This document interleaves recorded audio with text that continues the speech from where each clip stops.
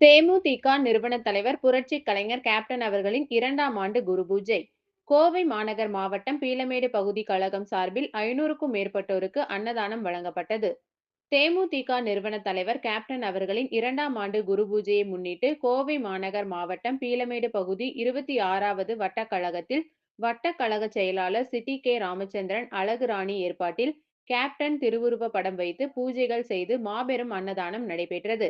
இந்த அன்னதான நிகழ்ச்சியில் பீளமேடு பகுதி கழக செயலாளர் வி. பன்னீர்செல்வம் தலைமை தாங்கினார். இதில் சிறப்பு விருந்தினராக கோவை மாநகர் மாவட்ட கழக செயலாளர் சிங்கை கே. சந்துரு, மாவட்ட பொருளாளர் ராகவலிங்கம், மாநில பொதுக்குழு உறுப்பினர் அரவிந்தன், பகுதி கழக பொருளாளர் கோழிக்கடை தேவா, குமார், கோவிந்தராஜ், ஆர். கே. செல்வம், வடிவேல், ராஜேஷ், தனபால், விஜயகுமார், கண்ணன், மணிகண்டன், கதிர்வேல், நந்தகுமார் மற்றும் மகளிர் அணியினர் முத்தம்மாள், சுப்புதாயி, ராஜாமணி, சரஸ்வதி ஆகியோர் கேப்டன் அவர்களின் திருவுருவ படத்திற்கு மாலை அணிவித்து பூஜைகள் செய்து மலர் தூவி மரியாதை செலுத்தினார்கள். அதனைத் தொடர்ந்து பொதுமக்கள், பெண்கள், குழந்தைகள் என 500க்கும் மேற்பட்டோருக்கு அன்னதானம் வழங்கப்பட்டது. இந்நிகழ்ச்சியில் ஒன்றிய, நகர கழக நிர்வாகிகள், பொதுமக்கள் என ஏராளமானோர் இதில் கலந்து கொண்டனர். இதுபோல் அனைத்து வார்டுகளிலும் பூஜைகள் செய்து அன்னதானம் வழங்கப்பட்டது.